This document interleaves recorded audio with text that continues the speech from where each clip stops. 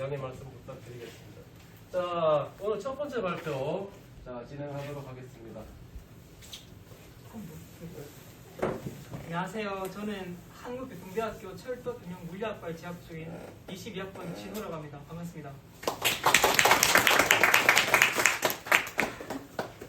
저는 이제 올해 이 철도 교류에 처음 왔는데 이번 발표 주제로 이제 한반도 남북 철도 사업에 대해서 발표를 해보겠습니다. 개요는 이제 남북 철도의 노선별 특징, 역사, 이 사업 추진의 중요성, 북한의 철도 상황, 남북 철도 연결을 위한 양국의 노력, 중단 원인, 재개를 위한 방안 이렇게 진행해 보겠습니다. 우선 남북 철도의 노선별 특징은 서울에서 개성, 평양을 지나서 신의주까지 이어지는 경의선이 있고요. 이 경의선은 이제 유럽까지 이어지는 중국 횡단철도와 연계가 가능합니다. 그리고 용산에서 의정부, 평강을 지나서 원산까지 이어지는 경의선이 있는데요. 이거는 이제 경의선과 동해선 사이를 연결하고 시베리아 횡단철도와 연결 가능한 노선 중 최다 노선입니다. 그리고 마지막으로 부산에서 제진, 함흥을 지나서 두만강까지 이어지는 동해선이 있는데요. 이 동해선은 시베리아 횡단철도와 이제 연계 가능해서 이제 러시아와 유럽까지 달릴 수 있습니다. 그리고 가장 긴 노선입니다. 이런 식으로 이제 횡단철도를 이용해가지고 경의선으로 가든 동해선으로 가든 똑같이 유럽으로 갈 수 있기 때문에 개통되면 아주 엄청난 이익을 볼 수 있습니다. 우선은 좀 지루하시겠지만 역사에 대해서 간략히 소개해드리겠습니다. 경의선부터 먼저 소개해드리자면 1892년 7월 조선 정부는 주한 러시아 공사의 적극적인 역할로 프랑스의 피블릴르 회사와 경의철도 계약이라는 것을 맺게 됩니다. 그리고 하지만 이 회사가 돈이 없어가지고 그런지 계약 조건을 지키지 못해가지고 결국에는 이 부설권을 확보하지 못했습니다. 그래서 정부는 1899년에 박기종이라고 하는 인물의 대한철도회사에 부설권을 특허했지만 건설 자금이 부족해가지고 사업이 지지부진했습니다. 그래서 이 대한제국은 1902년 5월 8일에 서대문 밖에서 경의선 비공식을 거행했습니다.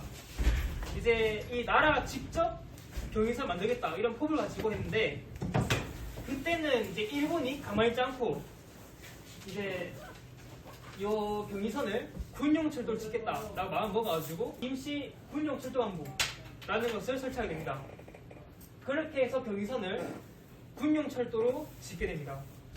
경의선은 대륙과의 연결을 연대해주고 표준궤인 1435mm로 착공했습니다. 하지만 이게 경의선이라는 게 일본이 그 당시 러일 전쟁을 하고 있었기 때문에 이제 일본이 이제 러일 전쟁에 이 경의선을 활용하기 위해서 직접 군용철도로 급하게 구성하더라.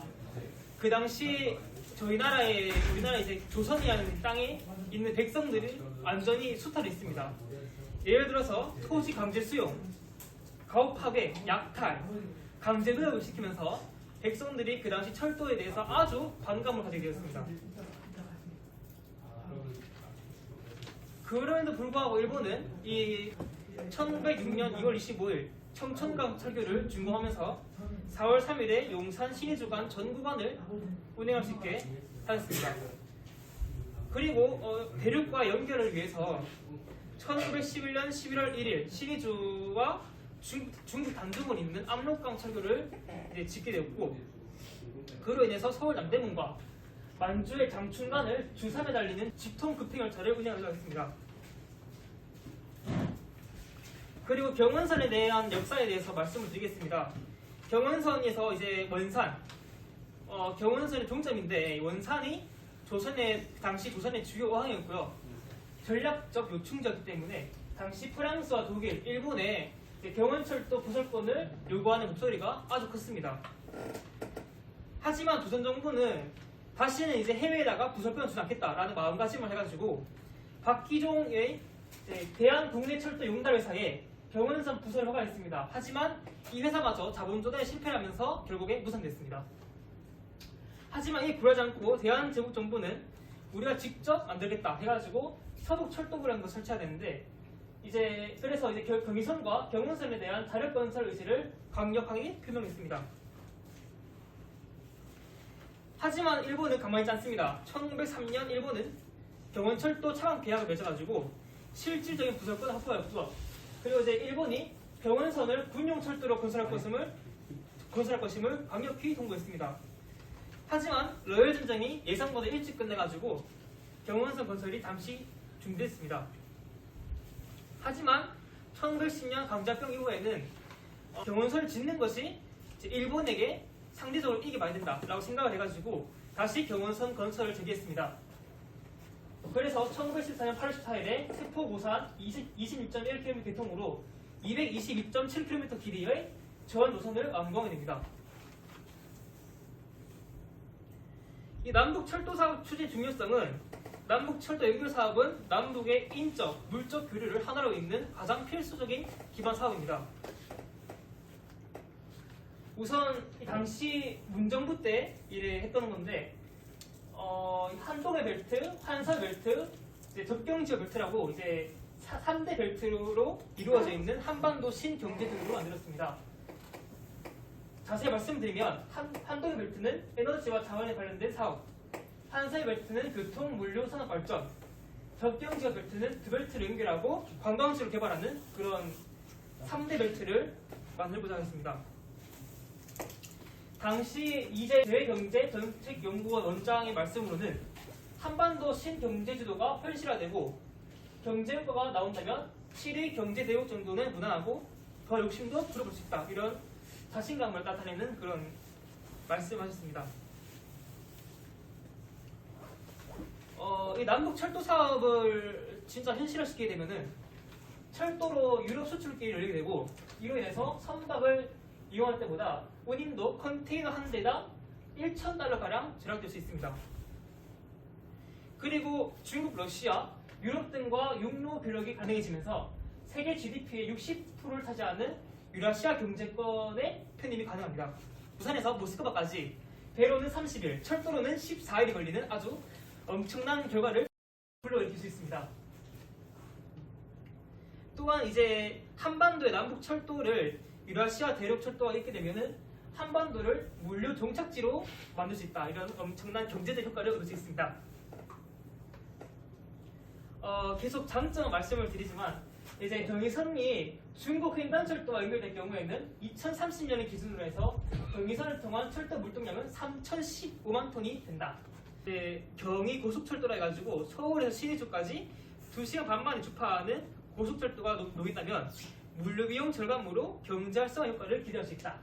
그리고 유라시아 철도는 배로 다니는 해상 운송보다 8,380km의 수송거리 10일에 수송기간을 단축할 수 있는 이제 아주 물류 비용 절감으로서 아주 독특한 효과를 낼 수 있다. 이런 말씀을 드리겠습니다. 이런 이제 한반도의 위상이 이제 대륙과 해양 연결하는 거점으로 급부상할 가능성이 엄청 높아집니다. 지금 저희 나라에는 아주 섬나라에 불과할 정도로 엄청 작은 나라지만 앞으로 남북 철도가 개통하게 된다면은 이런 이제 한반도로서의 역할을 톡톡히 할 수 있다. 그런 말씀을 드리겠습니다. 북한의 철도 상황을 말씀을 드리자면 10개의 기간 노선과 90여 개의 지선으로 나눠져 있습니다. 그래서 이제 평이선과 평부선, 평라선과 금강산 청년선, 한북선, 그리고 만포선과 백두산 청년선 이렇게 돼 있고 이제 동서를 연결하는 청년 이천선과 평라선이 있습니다. 그리고 북한과 외국을 연결하는 도선으로는 신의주와 단둥, 그리고 만포와 지반, 남양, 도문, 그리고 두만강과 하산 간에 4개의 노선이 있습니다. 북한의 철도 차량 중 기관차는 증기, 디젤, 전기 기관차가 사용되고 있습니다. 증기 기관차는 일부 지선과 입판용으로 주로 쓰이고 있고 디젤 기관차는 금성호, 내연 600형, 내연 300형 등 6종류가 사용되는 중입니다. 그리고 북한은 여객 수송의 약 60%, 화물 수송의 약 90%를 철도가 분담하는 주철 정도, 그러니까 철도가 주요 수단이고 도로가 보수적이다. 이런 식으로 구조가 되어 있습니다. 남한의 경우에는 지하철의 경우에는 보통 직류 1,500V 그리고 코레일이 운영하는 가연선 철도의 경우에는 교류 25,000V가 이제 사용되고 있는데 이제 북한의 경우에는 직류 3,000V가 채용되고 있습니다. 뭐 이제 북한 철도가 총 연장 약 5,300km, 전철화율 80%, 노선의 97%가 당선이고 뭐 아시다시피 철도 관련 시설 대부분이 노후화에 엄청 심각하게 되어 있습니다. 이게 북한의 증기관차고요. 요거는 이제 내연 금성호이고 오른쪽에 있는 게 금성호고 왼쪽에 있는 거는 이제 붉은 기형이라는 전기관차입니다. 요거는 이제 2007년에 남북철도 연결구간 시험 운행했을 때 이제 내연 800형 전기 기관차를 썼었고요. 이렇게 양국의 노력 해가지고 이제 2002년에 병의선 및 동해선 철도 도로 연결 착공식이 있었고 2007년에는 이제 가슴이 웅장해지는 이런 남북 철도 연결 구간 열차 시험 운행이 있었습니다. 이렇게 남과 북이 서로 이제 기관차가 되어 있고 이제 사람들이 깃발을 흔들고 있습니다. 그리고 이 모습은 당시 열차 시험 운행했을 때 북측의 기관사가 남측 기관사를 압수하고 있는 모습입니다. 요거는 이제 2007년에 열차 시험 운행 이후로 일회성 행사에 그치지 않고 이제 2008년 11월까지 문산에서 공동간 화물 열차를 운행했었는데요. 지금은 중단됐습니다. 요건 이제 2018년에 남북 철도 공동 조사를 떠나기 위한 열차가 대기하고 있는 모습 볼 수 있고요. 요거는 이제 판문역에서 이제 북측의 객차와 연결된 모습입니다. 요렇게 한 상태에서 서울에서 시리즈 갔다가 동해선 탔다가 이렇게 점검을 했습니다. 요거는 이제 형식적인 행사지만 남북철도 도로 현대화 착공식 이 행사가 거행되는 모습입니다. 이제 좀 진지하게 남북철도 사업에 대한 중단 원인에 대해서 말씀을 드리겠습니다. 우선 이 중단 원인으로는 남북의 정치적 갈등과 국제사회의 북한 제재조치 이렇게 두 가지로 분류할 수 있습니다. 우선 남북의 정치적 갈등을 보시면 이제 북한은 남한에 있는 탈북자들이 수십만 장에 달하는 이런 대북 삐라 전단을 갖다가 북한으로 날려보내가지고 결국 북한이 참지 못하고 이제 남북 공동 연락사무소를 폭파하였습니다. 그리고 북한은 평소에도 미사일을 개발하고 발사하는 등 이러한 모습으로 이제 한국과 미국, 일본 등에서 북한에 대한 미사일 발사에 강력하게 비판하고 있습니다. 이렇게 지금 현재 취임한 상태인 이제 윤 대통령과 조 바이든 미국 대통령은 올해 5월 20일 한미 정상회담 공동성명에서 핵 재래식 미사일 방어 능력을 명시하며 강력한 대응 의지를 과시했습니다. 윤 대통령은 자신은 북한을 망하고 싶은 마음은 절대 없다. 하지만 이제 북한이 한국과 변경에 나갈 희망한다 했는데 이러한 조건으로 이제 비핵화를 지금 요구하고 있습니다. 그래서 이제 북한이 비핵화를 먼저 해야지 우리가 이제 먼저 대화를 할 수 있다 이런 식으로 이제 하고 있고요. 북한은 이제 남한의 한미 여당 훈련에 대해서 불만을 가지고 있고 남한은 북한의 핵실험과 미사일 발사 이렇게 두 가지 요소에 의해서 남북 관계를 악화시키는 요인을 자꾸 만들고 있습니다. 따라서 북한의 계속되는 미사일 개발과 발사로 이제 남북 관계에 찬바람이 불고 있습니다. 이로 인해서 당연히 남북철도 사업도 진전이 되고 있지 않습니다. 그리고 이제 국제사회의 북한 제재 조치에 대해서 말씀을 드리겠습니다. 북한에 대한 유엔 안보리 결의의 경우에는 북한이 미사일 발사, 핵실험 등 다른 나라의 안보적 위협을 가할 수 있는 경우에는 이제 유엔의 가장 강력한 기구인 유엔 안전보장이사회, 그러니까 안보리에서 북한에 대한 대북 제재를 가합니다. 그래서 안보리 결의를 통해서 북한의 은행과 북한 무역회사를 제재하고 있습니다. 그리고 북한산 석탄, 철광석가나 이런 이제 해산물 등에 대한 수출을 전면 금지하고 있습니다. 하지만 유엔 제재는 기본적으로 국제법적 이제 성격을 지니기 때문에 해당 국가에 대한 강제력을 지니지 못합니다. 그래서 유엔이 제재를 한다고 해서 이런 다른 나라의 강제적으로 이제 구속할 수 있다 그런 건 아닙니다. 그게 하나의 형식적인 조치에 불과합니다. 북한은 국제사회 제재에도 불구하고 비트코인을 이제 탈취를 해간다거나 아니면 이제 부동산 등 비금융 분야 사업을 통해서 이제 불법적으로 자금을 조달해가지고 지금 미사일 개발 비용을 충당하고 있습니다. 따라서 이제 북한에 대한 국제사회 제재가 현실적으로 북한의 행위를 막을 수 있다? 그런 건 아닙니다. 그래서 지금 이런 긍정적 효과를 나타내지는 못하고 있습니다. 따라서 실제 한반도 남북 철도 사업에 대해서는 북한의 비핵화 없이는 실질적으로 제재 해제가 좀 불가능하다 이렇게 보시면 되겠습니다. 남북 철도 사업의 재개를 위한 방안에 대해서 말씀을 드리겠습니다. 이런 방안으로는 대표적으로 4가지가 있는데 남북 간의 정상화, 국제사회에 대한 이해 설득, 그리고 탈북과 월북에 대한 문제 개선, 그리고 이제 남북 관계 개선에 대한 국민의 계속되는 관심 이런 4가지가 중요한 하드로 되고 있습니다.